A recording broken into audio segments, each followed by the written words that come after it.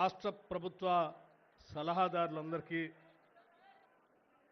ముఖ్యంగా ఈ సంక్షేమ శాఖకు సంబంధించినటువంటి ప్రిన్సిపల్ సెక్రటరీ దగ్గర నుంచి ఈ రెసిడెన్షియల్ సొసైటీకి సంబంధించిన కార్యదర్శి మిగతా సిబ్బంది అందరికీ ఈ కార్యక్రమంలో అవార్డులు అందుకున్నటువంటి విద్యార్థులందరికీ వారిని అందరినీ ఆశీర్వదించడానికి ఇక్కడికి వచ్చేసినటువంటి పెద్దలందరికీ పాత్రికేయ మిత్రులకి శ్రేయోభిలాషులకి అందరికి కూడా ముందుగా నా హృదయపూర్వకమైనటువంటి నమస్కారాలు.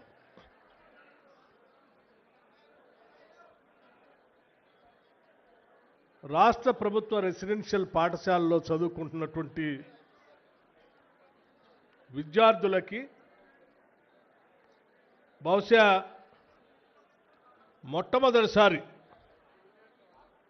ఈ రెసిడెన్షియల్ స్కూల్స్లో నుంచి ఐఐటి, ఎన్ఐటి, ట్రిపుల్ఐటి, జీపీటీఎస్, ఎంబీబీఎస్, బీడీఎస్ లాంటి ప్రొఫెషనల్ కళాశాలల్లో అడ్మిషన్స్ పొంది చదువుకోవటానికి ముందుకు పోతున్నటువంటి విద్యార్థులందరికీ రాష్ట్ర ప్రభుత్వం నుంచి మొట్టమొదటిసారిగా ల్యాప్టాప్స్ని అందించడం అనేటువంటి ప్రక్రియ ఈ రాష్ట్ర ప్రభుత్వానికి విద్యార్థులు బాగా చదువుకోవాలని, ముఖ్యంగా ఆర్థికంగా సామాజికంగా వెనుకబడి ఉన్నటువంటి విద్యార్థులు బాగా ఎదగాలని ఉన్నటువంటి తపన దీని ద్వారా చాలా స్పష్టంగా కనిపిస్తూ ఉంది.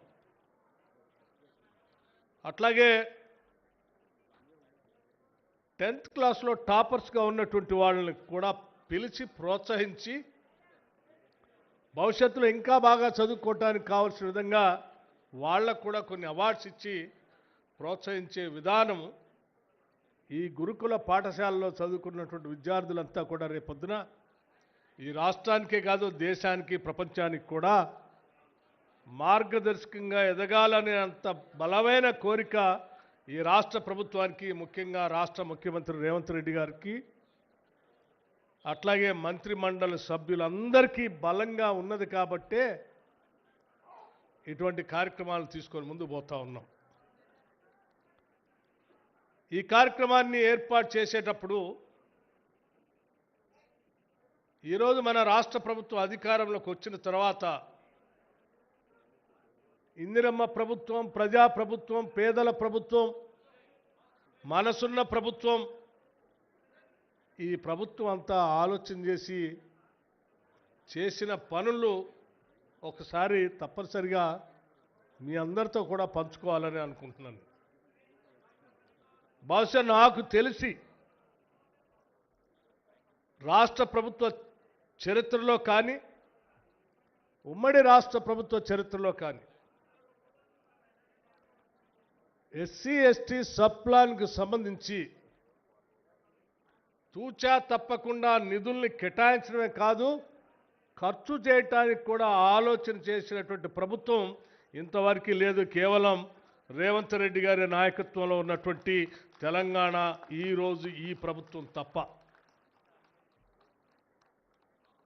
ఎందుకనంటే నేను ఉప ముఖ్యమంత్రిగా ఆర్థిక శాఖ చూస్తున్నటువంటి వ్యక్తిగా చెప్తా ఉన్నాను. గత 10 సంవత్సరాలు శాసనసభలో సిఎల్పి నాయకుడిగా, ప్రధాన ప్రతిపక్షంలో కూర్చున్నటువంటి వ్యక్తిగా ప్రతి బడ్జెట్ మీద నేను మాట్లాడాను. ఆ లెక్కలన్నీ తెలుసు నాకు. అంతకుముందు ఉమ్మడి రాష్ట్రంలో కూడా ఈ SC sub plan, ST sub plan తీసుకొచ్చినటువంటి కార్యక్రమంలో భాగంలో కూడా ఆనాటి కాంగ్రెస్ ప్రభుత్వం చట్టం తీసుకొని వచ్చిన తర్వాత ఆనాడు దామోదర్ రాజనరసింహ గారి నాయకత్వంలో ఆనాటి కాంగ్రెస్ ప్రభుత్వం ఒక చట్టం ఏర్పాటు చేయడానికి వేయటం, వారిచ్చినటువంటి సూచనలు శాసనసభలో ఆనాడు నేను డిప్యూటీ స్పీకర్గా చట్టాన్ని పాస్ చేసినటువంటి వ్యక్తిగా ఆనాటి నుంచి ఈనాటి వరకు చూస్తూ ఉన్నాను. మధ్యలో సరే రాష్ట్ర ఉద్యమాల సందర్భంగా దాన్ని ఆనాటి ఉమ్మడి ప్రభుత్వంలో కొద్దిగా గొప్ప అమలు చేశారు. కానీ రాష్ట్ర విభజన జరిగిన తర్వాత 10 సంవత్సరాలు టీఆర్ఎస్ ప్రభుత్వంలో ఈ సప్లాన్కి సంబంధించిన నిధుల్ని పూర్తిగా గాలికి వదిలేసి ఈ వర్గాల్ని మాయలో భ్రమల్లో పెట్టి బతికారు తప్ప ఏమీ చేయలేదు. రాష్ట్ర బడ్జెట్లో దాదాపు 40,232 కోట్ల రూపాయలు ఎస్సీ సప్లాన్ కింద ఈ సంవత్సరం బడ్జెట్లో కేటాయించడం అనేది మామూలు విషయం కాదు. ఇది అంతేకాదు, గత ప్రభుత్వాల హయాంలో రూపాయి ఖర్చు పెట్టకపోతే దాన్ని క్యారీ ఫార్వర్డ్ చేయమని చట్టం చెప్తుంటే కూడా చేయలే. కానీ మన ప్రభుత్వం, మన ముఖ్యమంత్రి, మన మంత్రిమండలి కుదరదు, మనం తప్పనిసరిగా అమలు చేయాల్సిందే అని చెప్పి గత ప్రభుత్వంలో మిగిలిపోయి ఉన్నటువంటి 13,223 కోట్ల రూపాయలు కూడా క్యారీ ఫార్వర్డ్ చేసి ఈ రాష్ట్రం ఈ సంవత్సర బడ్జెట్లో కూడా దాన్ని అలాట్ చేసి ఈరోజు మనం ముందుకు పోతా ఉన్నాం. వదిలిపెట్టలే డబ్బులు. అట్లాగే ఎస్టీ శాఖకు సంబంధించి ట్రైబల్ సప్లాన్కి సంబంధించి కూడా 17,169 కోట్ల రూపాయలు ట్రైబల్ సంక్షేమం కోసం ఈ రాష్ట్ర ప్రభుత్వం ఈ బడ్జెట్లో ఈ సంవత్సరం కేటాయించింది. దాదాపు 1,296 కోట్ల రూపాయలు ఖర్చు కానటువంటి ట్రైబల్ సప్లాన్కి సంబంధించిన నిధుల్ని వదిలేయకుండా క్యారీ ఫార్వర్డ్ చేసి ఈ రాష్ట్రం ఈ సంవత్సర బడ్జెట్లో కూడా మన ప్రభుత్వం, ఇందిరమ్మ ప్రభుత్వం దాంట్లో కేటాయించి ముందుకు తీసుకొని పోతున్నాం. నిధులు దుర్వినియోగం కావటానికి వీల్లేదు, పక్క పోవటానికి వీల్లేదు. ఇది చేయటం అంటే ఆషామాషిగా జరిగే పని కాదు. దానికి పెద్ద మనసున్న ముఖ్యమంత్రి కావాలి. ఈ వర్గాలకి మేలు చేయాలి ఎట్టి పరిస్థితిలో అని కేబినెట్లో నిర్ణయం తీసుకున్నటువంటి కార్యక్రమాన్ని అమలు చేసేటువంటి వ్యవస్థ ఉండాలి. అది మరి ఇన్ని సంవత్సరాలు సాధ్యం కాలేదు. ఈసారి ఈ సంవత్సరం సాధ్యం అయింది అని అంటే అది కేవలం ఈరోజు రాష్ట్ర ముఖ్యమంత్రిగా రేవంత్ రెడ్డి గారు ఉండటం, ఉప ముఖ్యమంత్రిగా ఆర్థిక శాఖగా నేనుండటం, నాతో పాటు నా మంత్రివర్గ సహచరులు అందరూ, పొన్నం ప్రభాకర్ గారి దగ్గర నుంచి మొదలుపెడితే ప్రతి మంత్రి కూడా ఈ కాంగ్రెస్ ప్రభుత్వంలో ఈ నిధులను ఖర్చు పెట్టాల్సిందే అని చెప్పి గట్టిగా వారు చెప్పబట్టే ఈరోజు మనం చేయగలుగుతున్నాం. కేవలం ఏదో మాటలు చెప్పి ఓట్లు పొంది అధికారంలోకి వచ్చి ఆ అధికారాన్ని హోదాగా అనుభవిస్తూ బతకాలనేటువంటి ఆలోచన ఈ రాష్ట్ర ప్రభుత్వానికి లేదు. అధికారం అనేది ఒక ప్రధాన ఉద్దేశం కోసం ఉండాలని, ఆ ఉద్దేశం ఈ సమాజంలో వెనుకబడి ఉన్నటువంటి అన్ని వర్గాల ప్రజానీకానికి రాష్ట్ర వనరుల నుంచి వస్తున్నటువంటి ఆదాయాన్ని దామాషా ప్రకారం ఖర్చు పెట్టి వాళ్ళందరి జీవితాల్లో వెలుగు నింపాలనే ఈ రాష్ట్ర ప్రభుత్వం యొక్క లక్ష్యంగా ముందు పెట్టుకొని ముందుకు పోతా ఉన్నాం తప్ప వేరే లక్ష్యం మాకు లేనే లేదు. ఇదే మా ముందున్నటువంటి లక్ష్యం. అందుకే ఇవాళ ఎవరు ఈ దేశంలో ఎవరు ఊహించలేనంత ఎత్తున ఒకటే సంవత్సరంలో దాదాపు 100 పైబడి యంగ్ ఇండియా ఇంటిగ్రేటెడ్ రెసిడెన్షియల్ స్కూల్స్ని ఒక్కొక్క స్కూలు 200 కోట్ల రూపాయలతో, not 1 crore, 2 crores, 3 crores or 20 crores, 200 crores 200 కోట్ల రూపాయలతో కనీసం 25 ఎకరాలకు తగ్గకుండా ప్రపంచంలో ఉన్నటువంటి ఏ ప్రైవేట్ స్కూల్ కూడా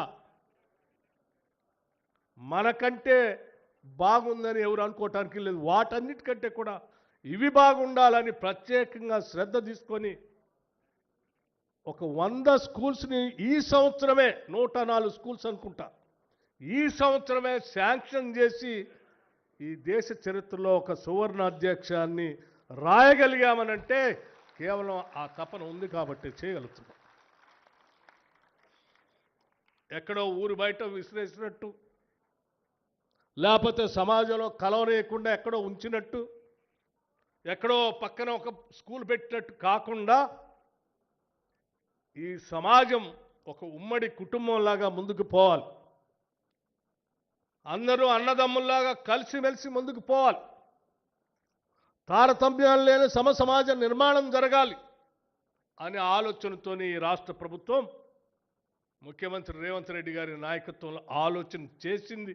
కాబట్టే ఈ యంగ్ ఇండియా ఇంటిగ్రేటెడ్ రెసిడెన్షియల్ స్కూల్స్లో SC, ST, BC, minority, even OC students అందరినీ కలిపి ఒకటే ప్రాంగణంలో 2600 మంది విద్యార్థులతో 25 ఎకరాల ప్రాంగణంలో ఇంటర్నేషనల్ స్టాండర్డ్స్తో ఇంగ్లీష్ మీడియంతో ఈరోజు 100 స్కూల్స్ని స్టార్ట్ చేసుకుంటున్నాం మనం. ఇది ఆషామాషి కార్యక్రమం కాదు. గతంలో స్కూల్ స్టార్ట్ చేస్తే బిల్డింగ్ ఉండదు.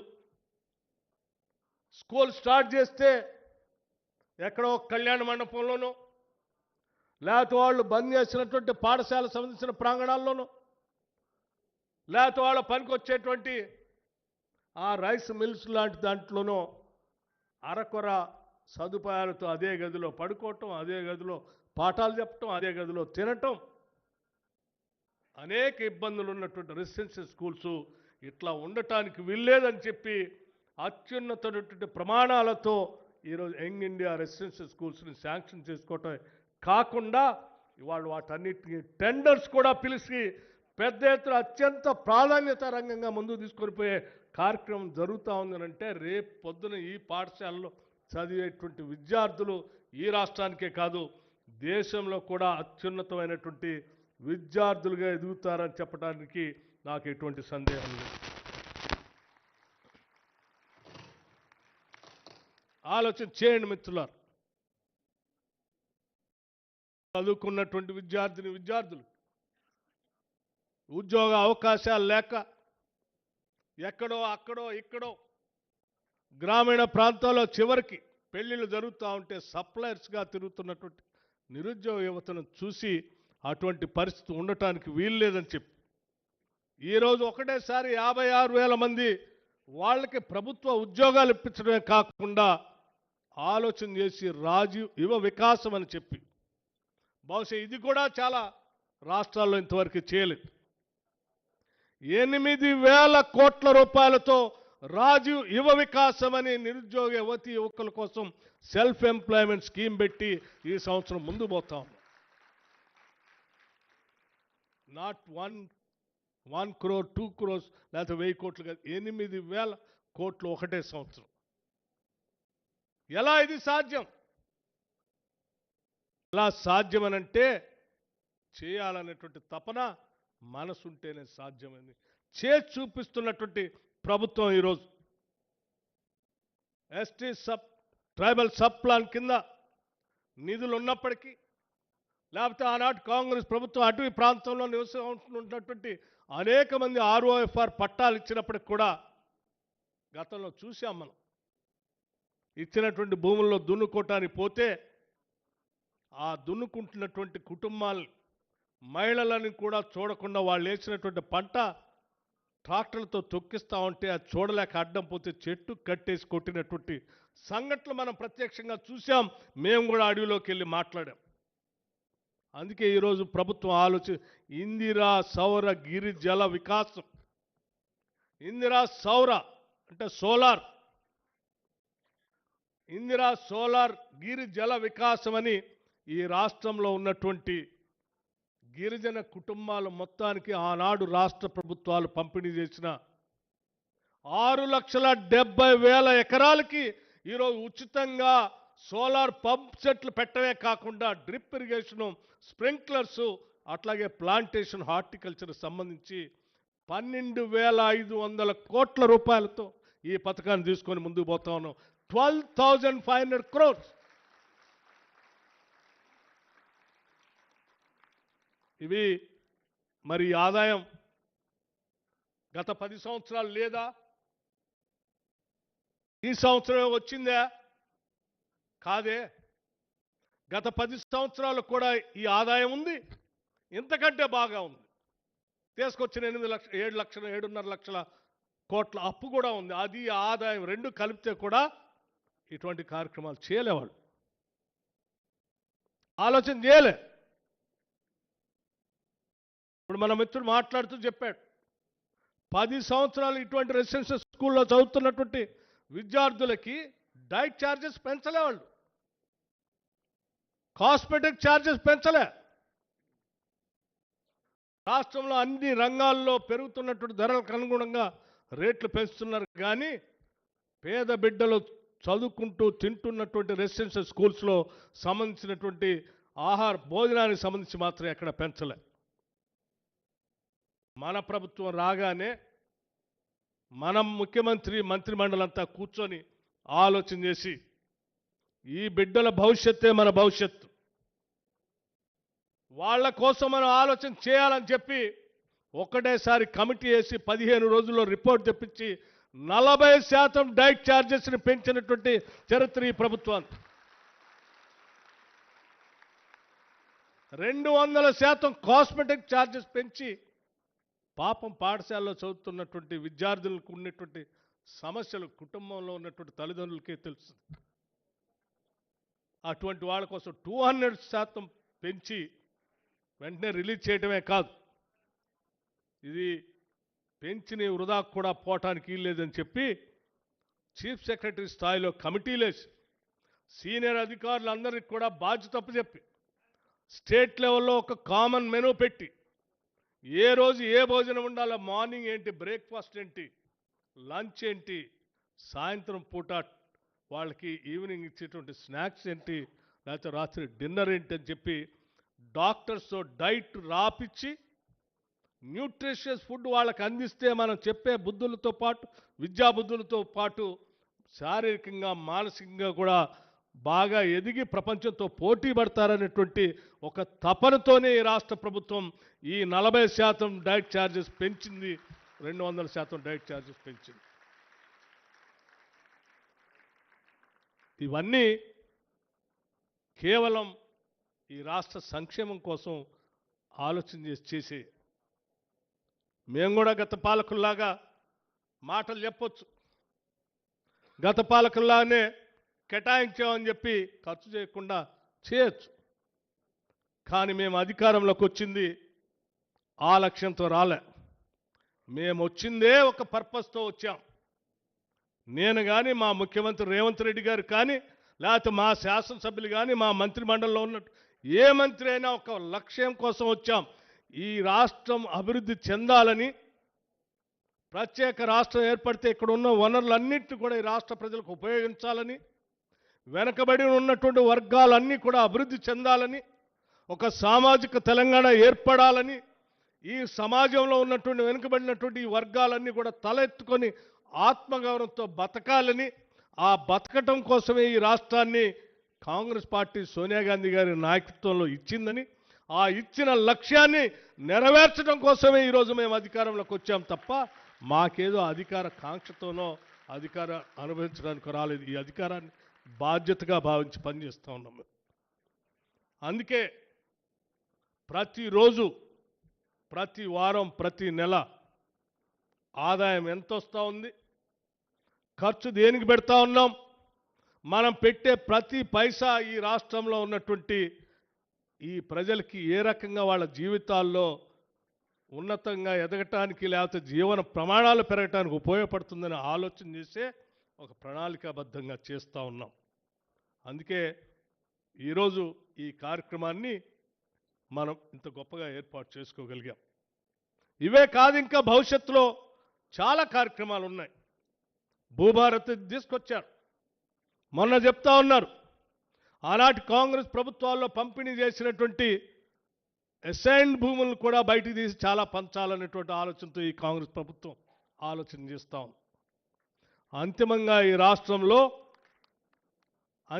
ఈ రాష్ట్రంలో ఒక సామాజిక న్యాయం కోసం ఇవాళ పెద్ద ఎత్తున కాస్ట్ సెన్సస్ చేశాం.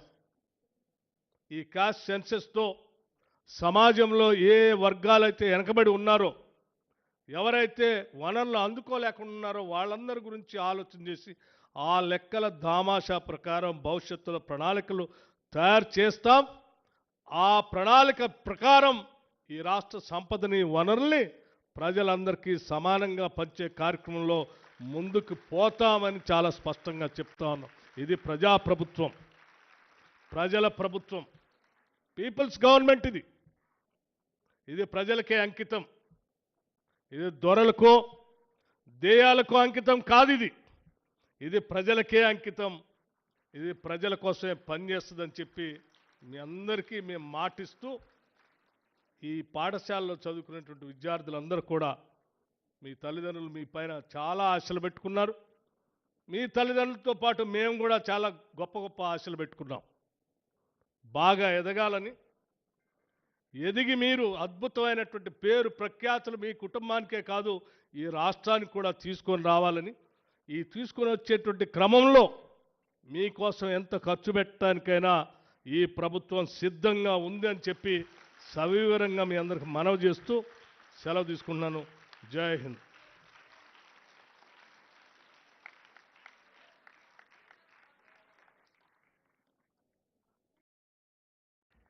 ఇప్పుడు సాంఘిక సంక్షేమ గురుకుల విద్యాలయముల సంస్థ ముందుకు పోతున్నటువంటి విధానాలు, కార్యక్రమాలు, అమలవుతున్నటువంటి కార్యక్రమాలతో రూపకల్పన చేసిన ఒక చిన్న వీడియో ప్రదర్శన చేయవలసిందిగా కోరుతున్నాను.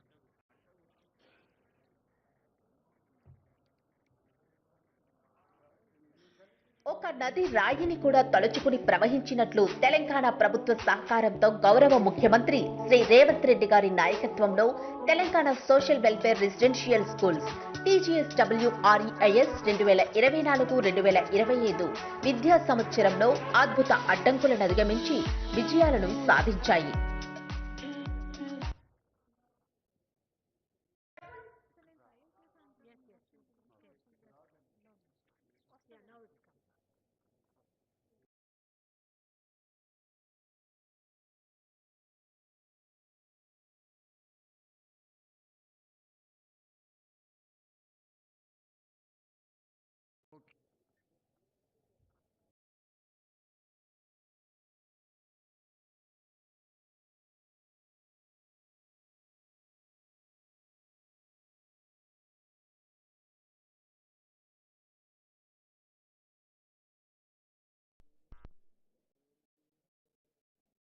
పొందారు. అలాగే 238 పాఠశాలల్లో ఒక్కొక్కరు స్టెమ్ టీచర్ మరియు ఒక ఐసెట్ టీచర్ కు శిక్షణనిచ్చి వారిని సర్టిఫైడ్ కోడర్లుగా తీర్చిదిద్దాం. ఈ కార్యక్రమానికి రాస్బెర్రీ పై ఫౌండేషన్, RPF మరియు వివిధ IT సంస్థలతో కలిసి CSR భాగస్వామ్యాలు కుదుర్చుకున్నాం. ఇది ప్రభుత్వ ఖజానాపై ఒక్క రూపాయి భారం లేకుండా పూర్తిగా స్వయం ప్రతిపత్తిలో సమర్థవంతమైన విధానంలో అమలవుతోంది. ప్రస్తుతం ఈ కోడింగ్ శిక్షణ విద్యార్థుల భవిష్యత్తు, ఉద్యోగ అవకాశాలకు మెరుగైన మార్గాన్ని చూపిస్తోంది. ప్రతిభావంతులైన విద్యార్థులు ఆరోగ్యంగా ఉన్నప్పుడు మాత్రమే విజయం సాధించగలుగుతారు. అందుకే మన పాఠశాలల్లో ఆరోగ్యకరమైన పోషక ఆహారంపై ప్రత్యేక దృష్టి సారించాం. ఈట్ రైట్ కార్యక్రమంలో భాగంగా 3 కీలక దశల్లో శిక్షణ ఇచ్చాం. విద్యార్థులు ఆహారం కల్తీని ఎలా గుర్తించాలో నేర్చుకున్నారు. ఆహార పరిశుభ్రత కోసం స్పష్టమైన నియమాలు, SOPలు అమలు చేయబడ్డాయి. ప్రతి సరఫరాదారు FSSAI సర్టిఫికేట్ కలిగి ఉండేలా చర్యలు తీసుకున్నాం. ఫలితంగా మన పాఠశాలలు ఈ ఏడాది నో ఫుడ్ పాయిజనింగ్ ఇయర్ గా ప్రకటించగలిగాయి. భారతదేశంలోనే ఏ ఇతర పాఠశాలలకు లేని విధంగా మన విద్యార్థులకు ప్రతి సంవత్సరం ఈట్ రైట్ పుస్తకాలు అందించబోతున్నాం. ఈ కార్యక్రమాన్ని నేషనల్ ఇన్స్టిట్యూట్ ఆఫ్ న్యూట్రిషన్ పర్యవేక్షిస్తోంది. ఆరోగ్యంగా ఉండే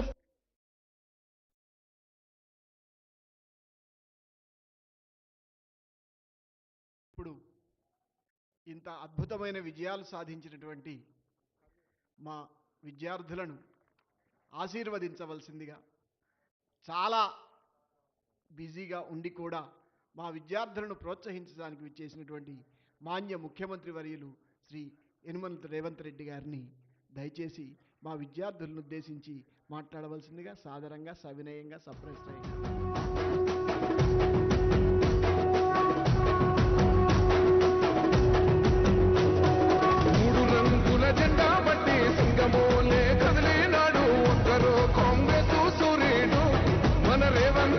నిగ్గది జవానైతాడు